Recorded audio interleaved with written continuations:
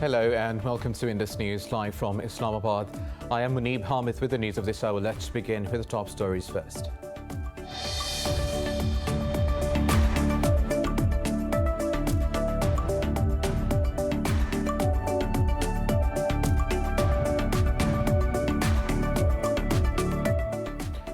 At least 7 people have been killed and 5 others injured in a bomb blast in Afghanistan's capital, Kabul.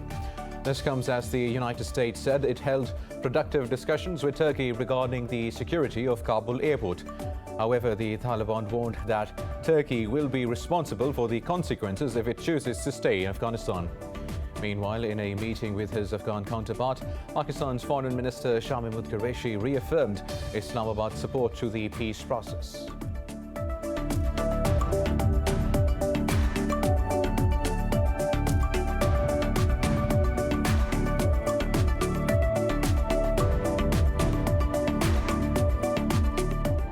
The death toll in protests following the jailing of former President Jacob Zuma has risen to 32. Officials say at least 22 more people have been killed in KwaZulu-Natal province. The police minister says the government is trying to contain the violence but stopped short of declaring an emergency. In a briefing, Becky Kele said 757 people have been arrested so far.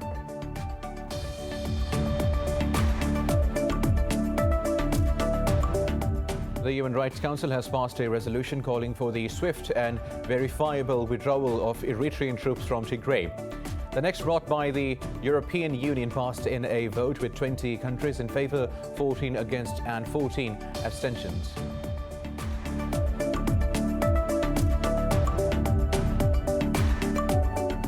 Kashmiris around the world are observing the 90th Martyrs' Day today.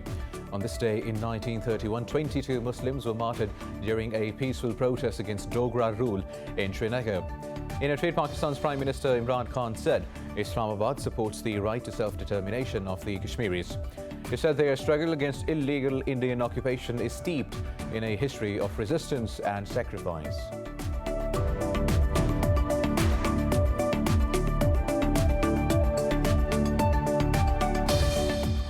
India has reported nearly 33,000 COVID-19 cases and 2,020 deaths in the last 24 hours.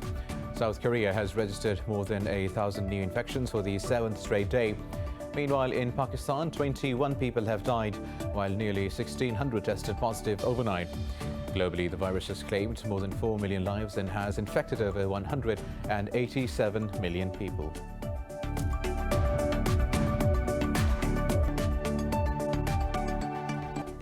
Well, these were the top stories. News in detail after a short break. Stay with us.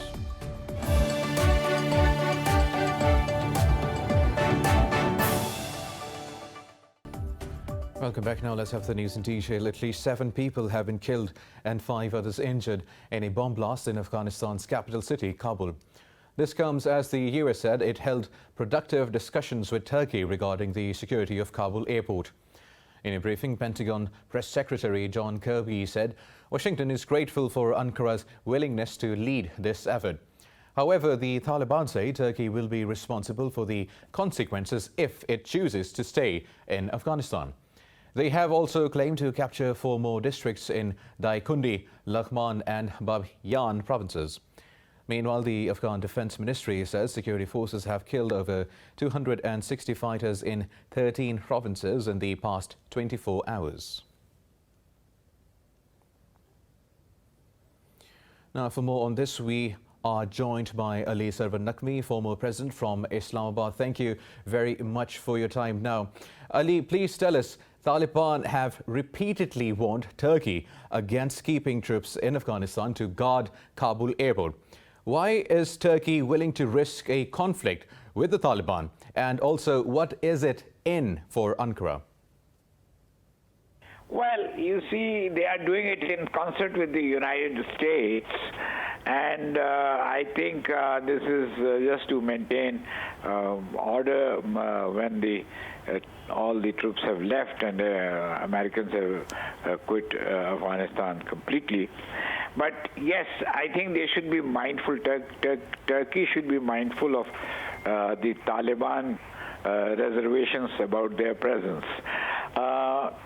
You see, a better idea would have been a UN force, a UN security force to take charge of the Kabul airport.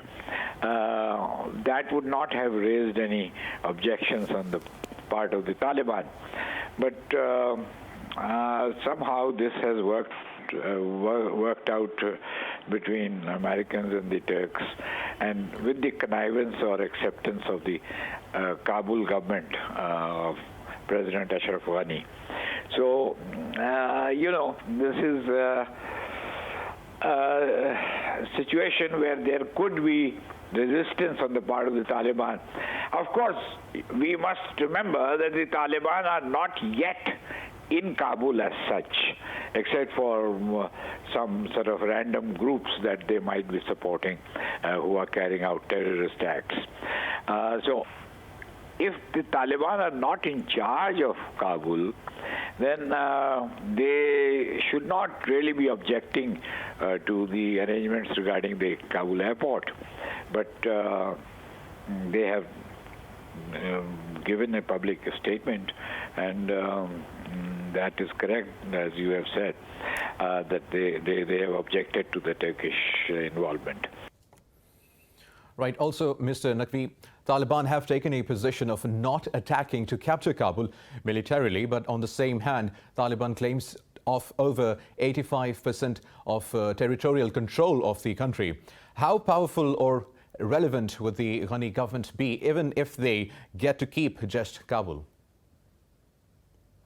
Not really very relevant, because they would have lost most of the territory, and even if they have control of Kabul, that does not amount to very much in terms of running a government. So I think the Kabul government of Ashraf Ghani will have to take the stock of the situation.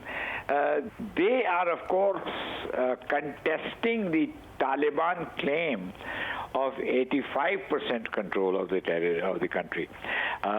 Their defense minister and their national security advisor have both said that it is a much smaller control. But nevertheless, I think even conservative estimates say that the Taliban have control over 50% of the territory, which again is very substantial for a non-governmental militia or force to claim. So this situation is very worrying, and it could lead to a civil war scenario, which would be most destabilizing, not only for Afghanistan, but for neighboring countries like Pakistan particularly. Now, Mr. Naqvi, former President Hamid Karzai has said today that there would be a major advance made in the intra-Afghan talks in Doha very soon. What incentive do the Taliban have to negotiate on the U.S. terms now that its influence in the country has diminished? Yes, well, you see, the Taliban this time are also worried about international recognition. What happened last time, I think, is something they worry about, because last time they did not get international recognition, but for three countries, Pakistan, UAE and Saudi Arabia. The rest of the world completely boycotted the Taliban regime in Kabul. So the Taliban, I think, I don't know any, I don't have any knowledge of it, but I think the Taliban would want a recognition from other countries. And if that is the case, then they will negotiate with the U.S. and they will try to also play a more conciliatory role in the intra-Afghan dialogue. Because if they are coming to form, if they are coming to take over the government, or take over the country and form a government, then they would want to be recognized with most countries, if not all. Right now, Ali Sarwar Naqvi, former ambassador from Islamabad. Thank you very much for talking to Indus News. Now moving on to other stories, Pakistan's Foreign Minister Shah Mahmood Qureshi says Afghan leaders must show flexibility to achieve a negotiated settlement. He was speaking to his Afghan counterpart Hanif Athmar on the sidelines of the Shanghai Cooperation Organization's Council of Foreign Ministers in Dushanbe. Qureshi said the destinies of the two countries are intertwined and that any blame game would be detrimental to the peace process. He added Pakistan and the international community don't want a return of a civil war in Afghanistan. Now in South Africa, the number of people killed in protests following the jailing of former President Jacob Zuma has risen to 32. Police officials say government is working to contain the violence and lootings, but stopped short of declaring an emergency. Protesters have also been clashing with the police and destroying properties on a large scale. Nearly 800 people have been arrested so far, while officials have warned not of making a mockery of a democratic state. The military has also been deployed to assist the police. Earlier, 10 people were killed during a stampede in a looting incident in the Gauteng province. The violence triggered by Zuma's jailing evolved into an outpouring of anger over persistent poverty and inequality.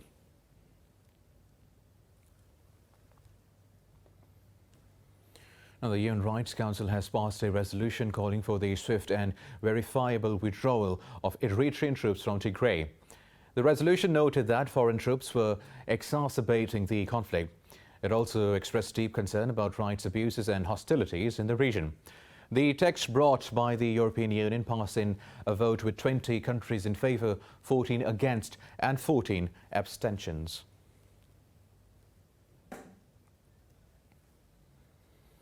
Moving to Iraq, where the death toll from a fire at a coronavirus hospital in the southern city of Nasiriyah has risen to 66.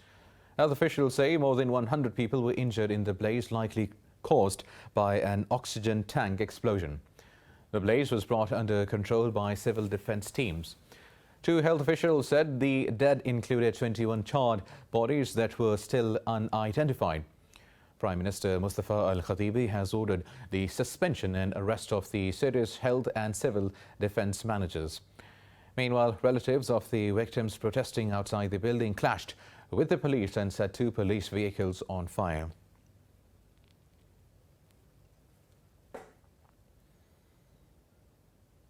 Kashmiris around the world are observing the 90th Martyrs' Day. On this day in 1931, 22 Muslims were martyred during a peaceful protest against Dogra rule in Srinagar. Even 9 decades after the incident, the Kashmiris refused to give up their struggle for freedom. The courage and steadfastness of heroes like Burhan Wani is a beacon for freedom fighters. After stripping the region of its autonomy in 2019, the Indian government dropped the day from its list of public holidays. Since then, the Indian troops have martyred hundreds of Kashmiris and detained thousands of others. In a tweet, Pakistan's Prime Minister Imran Khan said Islamabad supports the right to self-determination of the Kashmiris. He said their struggle against illegal Indian occupation is steeped in a history of resistance and sacrifice. Meanwhile, President of Azad Kashmir, Masood Khan, termed the UN's role in the conflict disappointing. He deplored that nations that claim to be the custodian of international law are complicit in impunity for crimes in the valley. Now, for more on this, we have Azad Jammu and Kashmir's President, Sardar Masood Khan, with us. Thank you very much for your time, sir. Now, sir, India has stepped up its military operations in occupied Kashmir as Prime Minister Narendra Modi prepares to take the next step in usurping Kashmir's right to self-determination forever. So how do you see the international community and the United Nations in action over this? We'll have to separate the international community and the United Nations. The United Nations response as an organization has been disappointing. the United Nations Security Council has held 3 meetings, informal meetings on Jammu and Kashmir, but they have not produced any results, and they haven't continued their deliberations on Kashmir since India became a non-permanent member of the Council. The Secretary General has been making statements from time to time, but these are anodyne, very well balanced, very well crafted statements, but they have no substance at all. And the Secretary General doesn't indicate his intent or the intent of the United Nations Security Council to take any action on Kashmir. So that's why I say that their role has been very disappointing. When we talk about the international community, we'll have to include, of course, the powerful nations, but also international civil society. And in international civil society, I include all actors of civil society, like parliaments, media houses, think tanks, citizens in general, for instance, our diaspora community. And the response was good in the beginning, in the immediate aftermath of August 2019. But it petered out. So the international community, if you include the European Parliament in it, the British Parliament, the French Parliament, even the US Congress, they were very robust in their response. And the media houses, the main networks, the print media or the electronic media, they extensively reported India's crimes against humanity in the Indian-occupied Jammu and Kashmir, the siege that its troops had laid there, and they called out India and they sided with the people of Jammu and Kashmir. So we're thankful to them, and that support, that sense survives even up to this day. Right. Also tell us, has the BJP government succeeded in completely suppressing the freedom struggle of Kashmiris with its escalated extrajudicial killings and crushing curfew since 5th of August 2019? The BJP, the Bharatiya Janata Party, supported by Rashtriya Swayamsevak Sangh, they have not succeeded in Kashmir at all. As a matter of fact, their suppression is strengthening the resolve of the people of Jammu and Kashmir to work harder for the realization of their right to self-determination.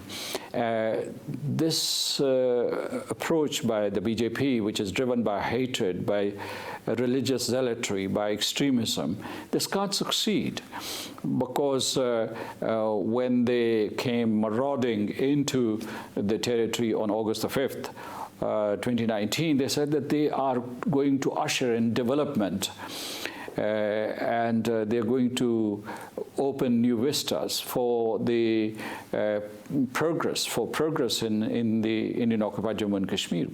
This is counterintuitive. As a matter of fact, how can you invest in development by killing people, by gunning down young men and women and dishonoring women, and stealing their land, and bringing millions of people, millions of Hindus from all over India, and illegally settling them in the besieged territory. So these are crimes against humanity. These are war crimes.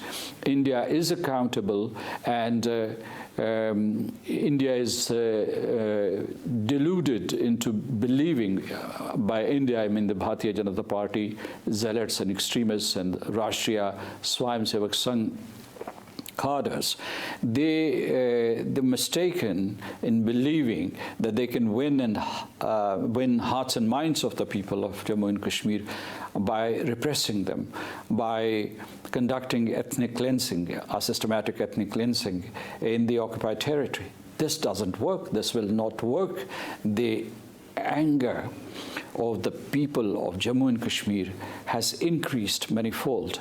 They have vowed that they would get their freedom and liberty under all circumstances. Right now, India accuses Kashmiris of terrorism.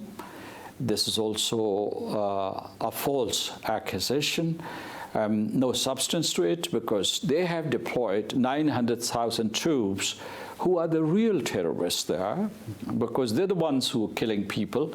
And they say that they are opposing or fighting some 200 militants. We don't call them militants, but these are young boys who fled their homes because of the tyranny of the occupation forces. So I think this is the biggest asymmetry of forces in the history of warfare.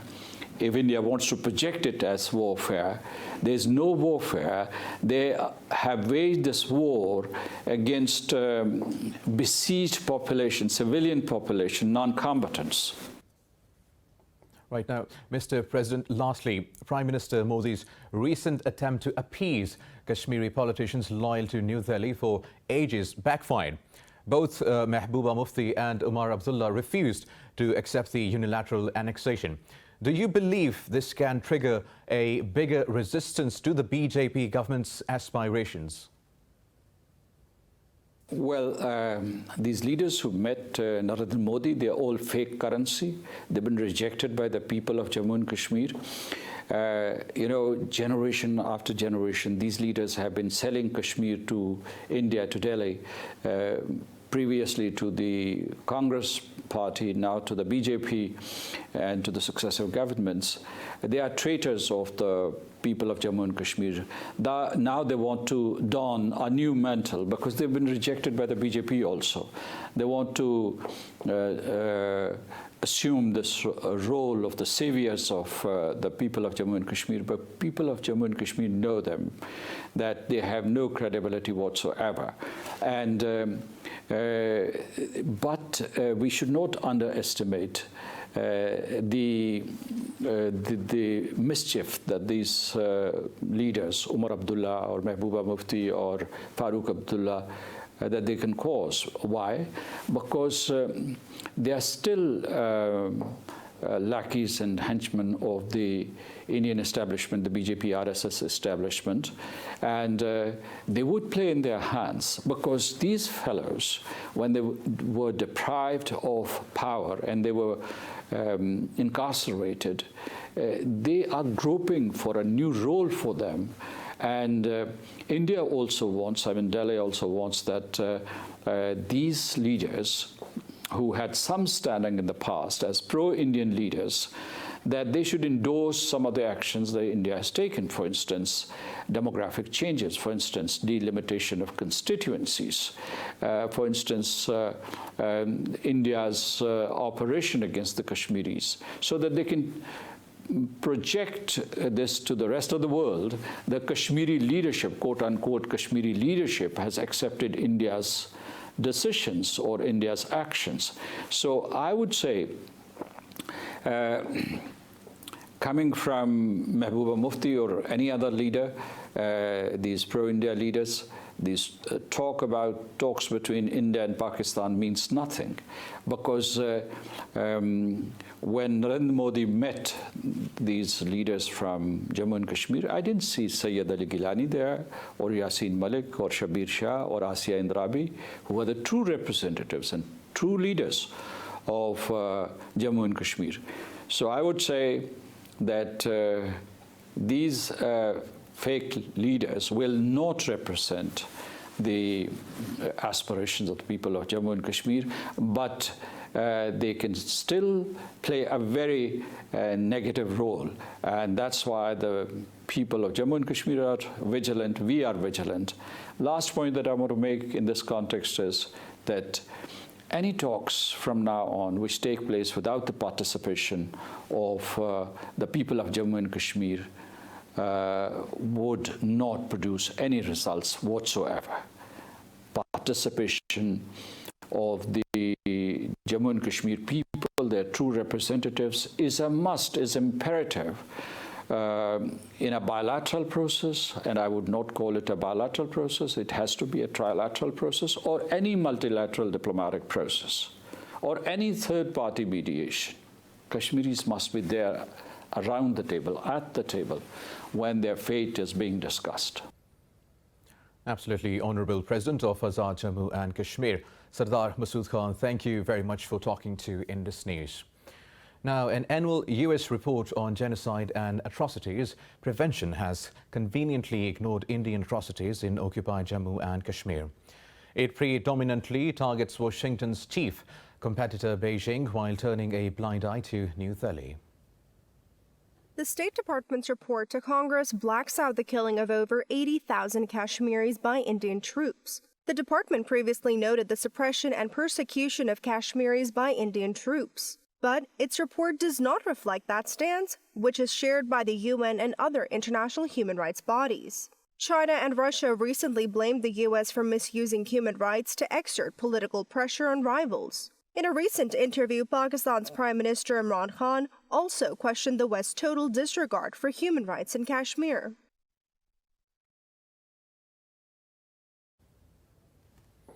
Now, the US says the ball is in Iran's court to return to the next round of Vienna talks to revive the 2015 nuclear deal. State Department spokesperson Ned Price says Washington is ready to return to discussions but will not impose a deadline. In a press briefing, he also warned that a time precedes Iran's nuclear advances will impact the US position. Earlier, Iranian Foreign Ministry spokesperson Saeed Khatibzadeh said Vienna talks are approaching the final stage. He said draft texts of a possible agreement are prepared, but the US must lift sanctions on Iran first. Meanwhile, Iran has condemned the NATO chief's remarks in which he called on Tehran to comply with the UN agreement.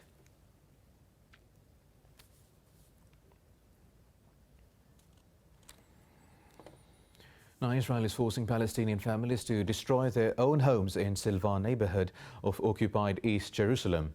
The Israeli authorities asked 3 families to destruct homes or pay hectic fines for the municipality to do so. Earlier, Israeli soldiers demolished 5 structures in Salfate city of the central West Bank, while Jewish settlers installed 7 mobile homes near an illegal colony built on stolen lands in Nablus. In Bethlehem city, 46 structures face an imminent threat of demolition after a court voided a previous ruling. Earlier, UN expert on human rights Michael Lynk condemned Israel over unlawful demolition of Palestinian homes.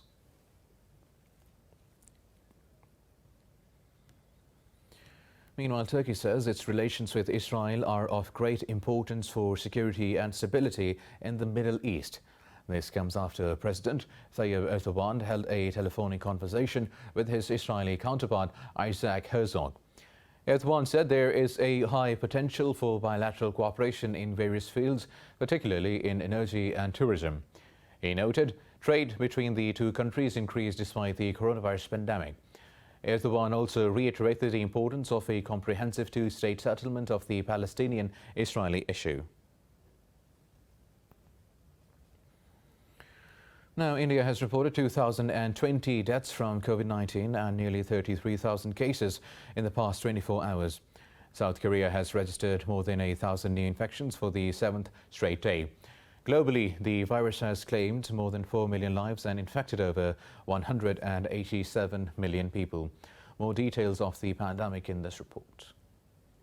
As the latest wave of the Delta variant of coronavirus rages on, so do the issues linked to the vaccines. U.S. regulators have added a new warning to the Johnson & Johnson's vaccine about the risk of a rare and potentially dangerous neurological reaction. The Global Alliance for Vaccines and Immunization has signed deals with China's Sinovac and Sinopharm for supplying up to 550 million doses to COVAX. Meanwhile, the World Health Organization has advised against mixing and matching vaccines from different manufacturers. So it's a little bit of a dangerous trend here where people are in a data-free, evidence-free zone as far as a mix and match. There is limited data on mix and match. It will be a chaotic situation in countries if citizens start, deciding when and who they should be taking a second or a third or a fourth dose. Saudi Arabia has announced to send 1 million doses of vaccines to help Tunisia control the rapid spread of the outbreak. In France, President Emmanuel Macron has ordered all healthcare workers to get shots by September 15th. Macron has also announced the widening of a COVID pass system. From August, anyone wanting to go out for leisure will need to show either proof of vaccination or a negative test. Meanwhile, Australia has reported a slight decrease in new cases, but but might still consider an extension of a lockdown in the country's largest city. So we can never ever rest easy until we get that number of infectious in the community. So it was 21 last night. We need to get that as close to zero as possible. And I again want to thank the vast majority of our citizens for doing the right thing. We are in this together, and in the next few days we want to see those numbers go in the same direction. One day is not a trend. The numbers will keep bouncing around. We have to say that. Dutch Prime Minister Mark Rutte has apologized for relaxing restrictions too soon as cases surge in the Netherlands. Meanwhile, in Asia, Bangladesh has set another grim record of the highest number of daily cases. Meanwhile, in Pakistan, coronavirus has claimed 21 lives and infected nearly 1,600 people overnight. The Health Ministry says the death tally has risen to 22,618. The authority said Pakistan's positivity rate has declined to 3.63%. The country has reported nearly 977,000 cases and more than 914,000 recoveries so far. The number of active cases is approaching 40,000, of which about 2,200 are in critical condition.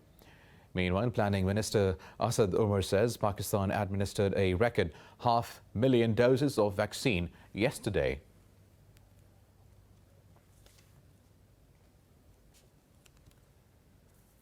More news coming up after a short break. Stay with us.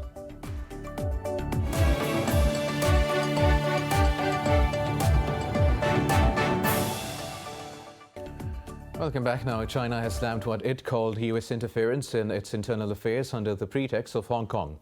Foreign Ministry spokesperson Zhao Lijian made the remarks during a press briefing in Beijing. Zhao said Hong Kong's relevant laws clearly protect the interests of foreign investors.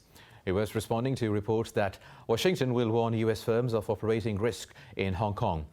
Beijing has dismissed accusations of genocide and forced labor in Xinjiang.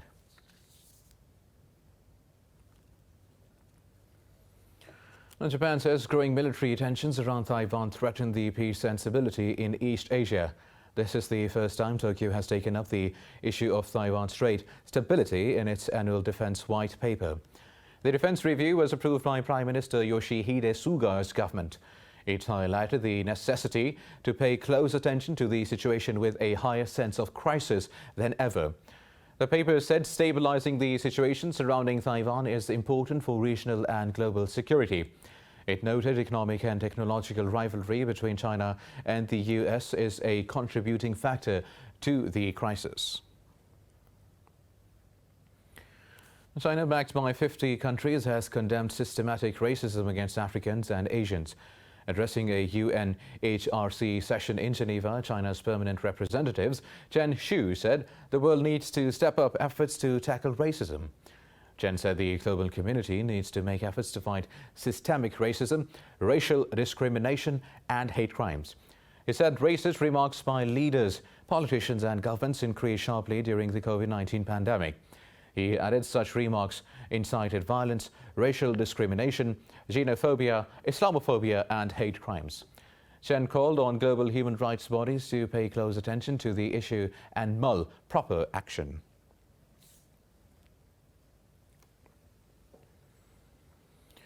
In China, at least 8 people have been killed after a part of a hotel collapsed in Suzhou city of Jiangsu province. According to the state media, rescue workers are searching for 9 missing people in the ruins.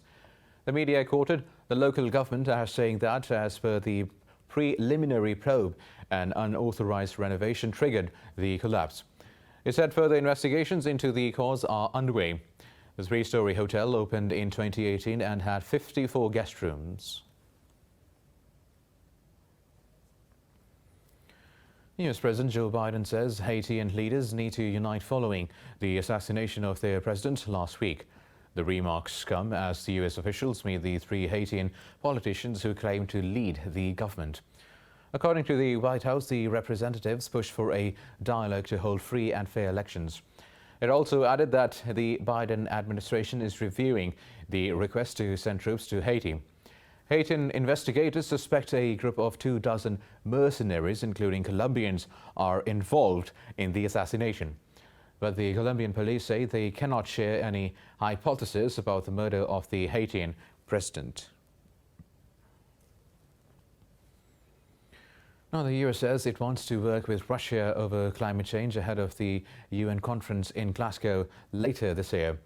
The remarks come as US climate change envoy John Kerry met Russian Foreign Minister Sergei Lavrov in Moscow. Kerry said he wants to set out some proposals to Moscow. He noted the US is world's second biggest greenhouse gas emitter and Russia the fourth. The US envoy said the two nations therefore have a responsibility to act. For his part, Lavrov said Moscow is also hoping for close cooperation with Washington on climate issues. The Russian foreign minister said he views Kerry's visit as a positive signal for bilateral relations. Now in Pakistan, 4 people have been killed in flash floods triggered by heavy monsoon rains in the northern Khyber Pakhtunkhwa province. Several houses have been damaged and roads blocked in several districts of the province. Meanwhile, 18 people trapped in floodwaters were rescued in Mansehra city and its suburbs. Over in Azad, Kashmir's Neelam Valley, the floods destroyed around 30 houses and swept away cattle. Whereas Pakistan's weather department says the first monsoon rains are expected to persist till the 16th of this month. Meanwhile, in India, the death toll from monsoon-related incidents across the country has risen to 81. At least 2 people have died in landslides and flash floods caused by heavy rains in the northern part of the country.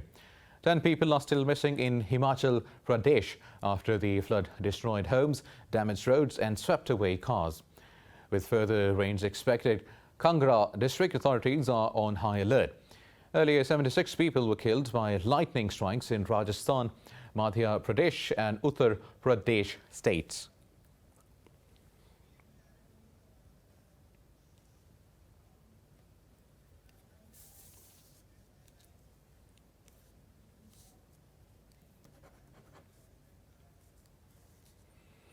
Now, just in Prime Minister of Pakistan, Imran Khan is addressing the United Nations. Let's take you live.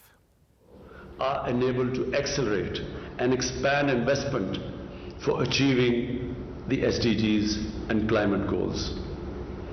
I believe that the following actions at the national and international level are indispensable to respond effectively to the triple crisis.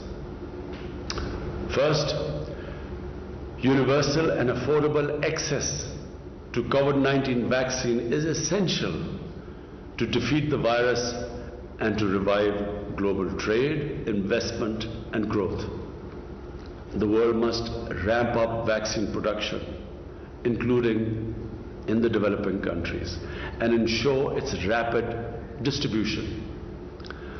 While the support offered by some major nations is commendable, more needs to be done. Of vital urgency is the waiver of intellectual property rights, even if temporary, vaccine production under license, full funding of COVAX facility, and provision of grants and concessional lending to enable developing countries to purchase vaccine at fair prices. Second, adequate finance must be mobilized to enable the developing countries to meet the triple challenge of COVID recovery, SDG implementation, and realization of environmental goals. There are synergies in these 3 challenges which should be utilized to build back better. The high-income countries have been able to inject $17 trillion to stimulate their economies. The developing countries, on the other hand, are estimated to need at least $4.3 trillion to recover from the crisis and implement the SDGs. They have so far, unfortunately, secured access to less than 5% of this amount. Last September, I had proposed the creation of new IMF special drawing rights as an effective way to generate development financing. I welcome the agreement to create $650 billion in new SDRs. Yet the additional reserves created for the poorest countries will not provide anywhere close to the magnitude of the financial relief they require. It is therefore essential that the proposal of the IMF Director General that the high-income countries voluntarily reallocate a part of their unutilized IMF quotas, and this should be approved urgently. I hope that at least $150 billion will be reallocated to finance sustainable development projects and programs in developing countries through the IMF, World Bank, and other development banks and institutions. The restructuring of high-cost debt is another essential instrument to provide fiscal space and development finance for the affected developing countries. Any common framework for debt restructuring should not involve protracted negotiations that would defeat the purpose of the debt relief. At this critical time, commitments made to provide concessional and grant finance to developing countries, including the 0.7% ODA commitment and the advanced IDA 20 window of $50 billion, must be fulfilled. Similarly, fulfillment of the commitment made by developed countries to provide $100 billion per year in climate finance is vital, including for the success of the COP26 in Glasgow. The accumulated climate finance commitment now amounts to over $1 trillion. The amounts offered for development, cooperation, including ODA, cannot be double counted as part of the climate finance commitment. At least 50% of the climate finance should be allocated for adaptation. It would enable developing countries to implement their climate commitments in accordance with the principle of common but differentiated responsibilities. Pakistan's landmark projects such as our Recharge Initiative and 10 billion tree tsunami project can benefit greatly from such support. Third, national and international development strategies should target sectors that enable developing countries to respond to the triple challenge. And these include COVID recovery, human development, social protection, renewable energy, sustainable agriculture, climate change, and digitalization. Investment in sustainable infrastructure, which impacts 92% of the SDGs, must be a central part of development strategies. The UN, with its unique convening power, should initiate a multi-stakeholder dialogue to mobilize the $1 trillion investment required annually in sustainable infrastructure. Moreover, the UN development system, including the SDG investment fair, can make a vital contribution in enabling developing countries to propose viable projects that can attract public and private investment. Fourth, the structural and systemic deficiencies of the international financial and trade architecture need to be addressed comprehensively and urgently. The international trade regime must provide all developing countries with equitable and preferential access to global markets.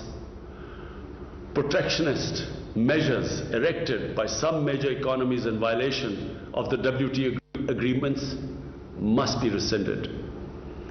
The vast amounts of illicit finance which flow out of the developing countries must be halted. Their stolen assets should be returned unconditionally. The 14 recommendations of the FACT-I panel deserve to be endorsed and implemented. I welcome the US proposal for a minimum global corporate tax to prevent profit shifting and tax evasion.